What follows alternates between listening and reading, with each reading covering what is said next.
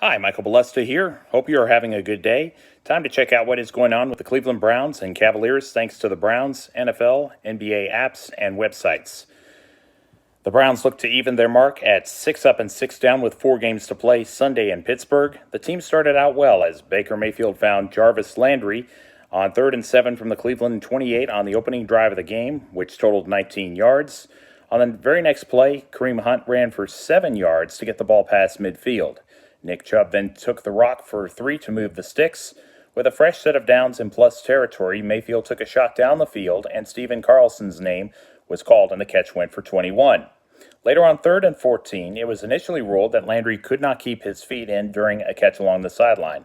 Replay later reversed it, which was surprising since close calls generally do not get overturned often, but this one did, and the Browns had a first down outside the 10. A Bud Dupree neutral zone infraction gave Cleveland 1st and 5, but were not able to capitalize as Devin Bush and T.J. Watt tackled Chubb for a loss. Watt then sacked Mayfield on 2nd down, and following an incompletion to Odell Beckham Jr., out-trotted Austin Seibert.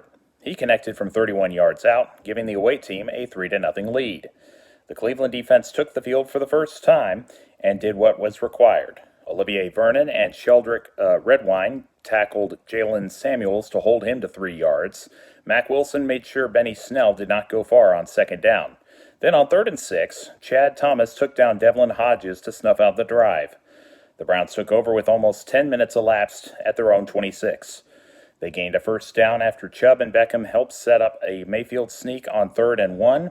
Hunter either ran or received the ball on the next 3 plays, but they did not net a second first down, and Pittsburgh was pinned deep in their own territory, 85 yards away from the end zone, thanks to Jamie Gillen. Snell and Samuels helped get the Steelers a first down. Cleveland forced Deontay Johnson into a false start, which ended up putting a stop to the series. The Browns controlled the ball for more than 5.5 minutes in the early stages of the second quarter. Beckham and Landry caught passes over the middle on the first 2 plays, then 5 straight runs by Chubb set the team up in the red zone. The team was undeterred by Cameron Hayward's tackle of Hunt for a 3-yard loss in the next play, because Baker went to Jarvis for 8 to make it 3rd and manageable. From there, Mayfield found Hunt for a touchdown, and Seibert made it 10-0. The game changed with just under 7 minutes left, with Pittsburgh facing a 3rd and 9 at their own 18. Devlin Hodges found James Washington on the far sideline for a 31-yard advance. Johnson then picked up 17 on a play where Chad Thomas and Sheldon Richardson needed treatment. Samuels then took 2 straight snaps, which moved the chains. T.J. Carey provided pressure on Hodges on 3rd and long to force an incompletion. Chris Boswell made a 39-yard field goal inside of 3 minutes before the interval. Complementary football has been a problem this season, and the offense went 3 and out following Pittsburgh's first points. Mayfield went to Rashard Higgins twice, but both passes were incomplete, which stopped the clock on the front side of the 2-minute warning. Gillen boomed a punt 58 yards, which was returned by Johnson to the 31. Washington and Deion Kane each hauled in passes from Devlin, moving the ball out to the Pittsburgh 42. 2 plays later, Hodges threw a strike to Tevin Jones to put his side in scoring range. On the very next play, Hodges went back to Washington for a 30-yard touchdown. Boswell's extra point tied the game. Tavir Thomas dropped the ball on the kickoff, and by the time he recovered it, he was tackled at the 7. Hunt gained 16 yards twice, which changed Cleveland's plans of just sitting on the ball. On 2nd and 10 from the Browns' 36, Mayfield threw an incomplete pass, but during his follow-through, his hand hit the top of the face mask of a Steelers defender, which injured him. He did return in the 3rd quarter. The game was tied at 10 through 30 minutes. The defense was on the field to start the second half. Despite an illegal formation, Hodges found Samuels for 15 yards on first down. Jalen then ran for 7 and 8 on the next 2 carries. Washington once again had his way with the secondary. Denzel Ward tackled him at the 15-yard line after a 44-yard passing play, and later he was flagged for defensive pass interference in the end zone a few plays later. From the 1, Snell got the nod, getting the ball across the goal line. The extra point made it 17-10, not 5 minutes into the 3rd quarter. Cleveland overcame a false start penalty as Mayfield hit Landry for 16 yards. Carlson and Chubb each helped advance the ball past midfield. The latter ran for 2 on 4th and 1. On 2nd and long, Chris Hubbard was called for offensive holding, putting the Browns behind schedule, and Bud Dupree got a sack fumble, and Hayward recovered the ball for Pittsburgh. And it put the Steelers at the Cleveland 46 and led to their fourth straight series that ended in points. Snell touched the ball 3 straight times. On 3rd and 7, Hodges ran for a first down on 3rd and 7. Snell gained 4 on the next play before Nick Van Eck caught a pass to the 9. Mack Wilson tackled the Steelers quarterback on 3rd and goal, which was fumbled out of bounds. So the Browns forced a field goal try, and Chris Boswell made it with just over a minute into the final stanza.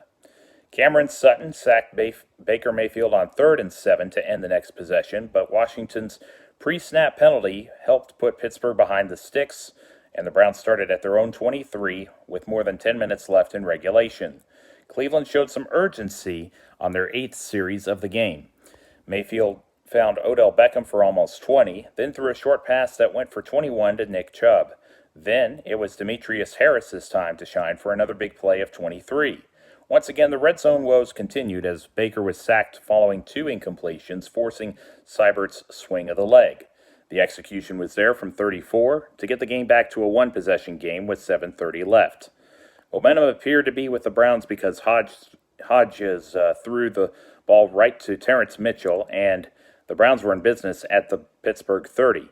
But they went backwards because on 3rd and 10, Javon Hargrave took down Mayfield, meaning Cleveland had to punt the ball instead of trying a long field goal or even going for it on 4th and 18.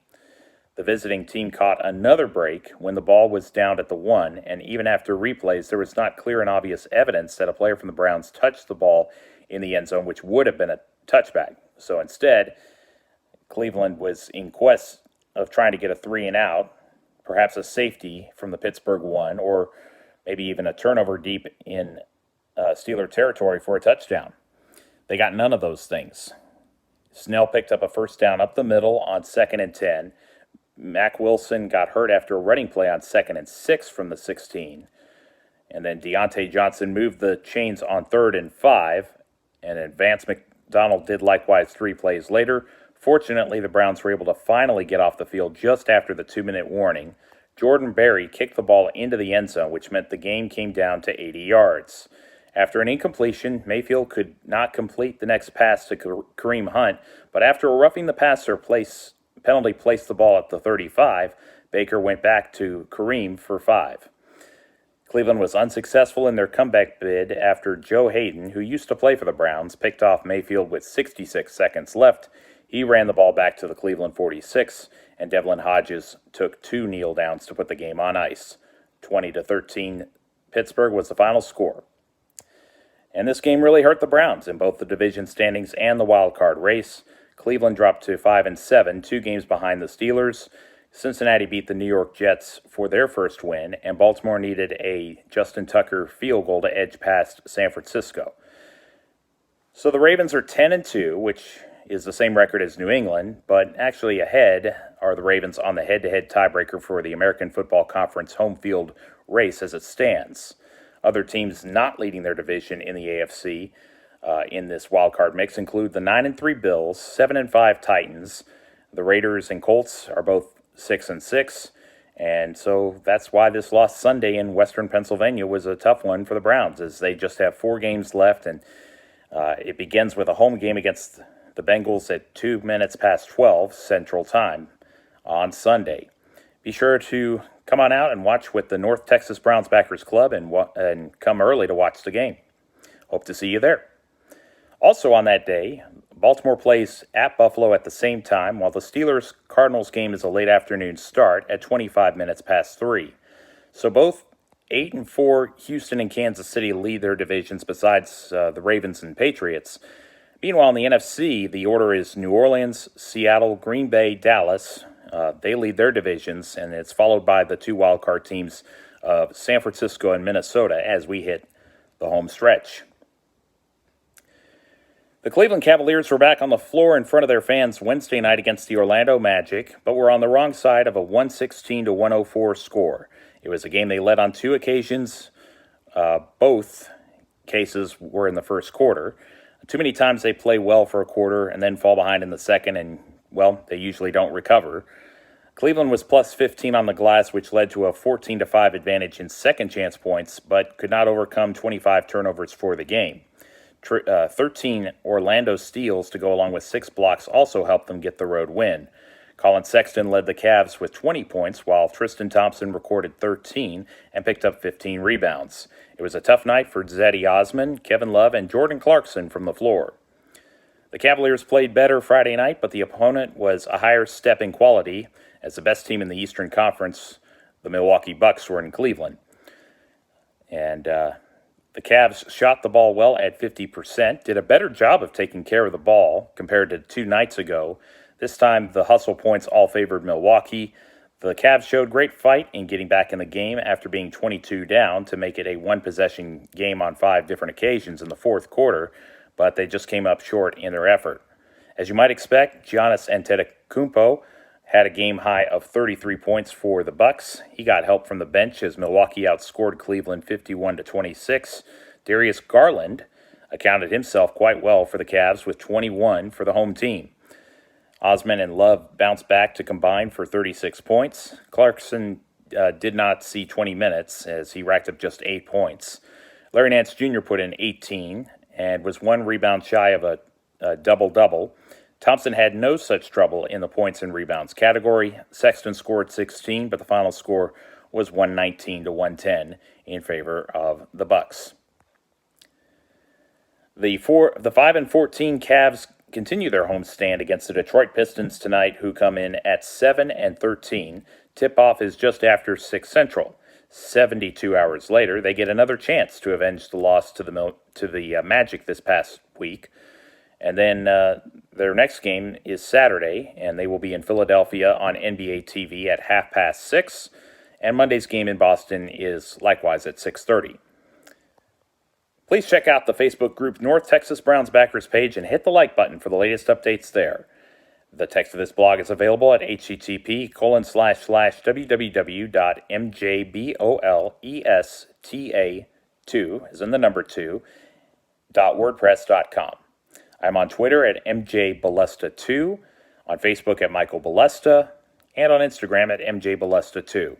Archive videos on YouTube can be found by searching Michael Ballesta, Roman numeral 2. And if you could, I would love your feedback on the comments section. And if you like what you see, please hit the like and subscribe buttons. Thank you so much. May you have a great week. Thank you very much for watching, and may God bless you.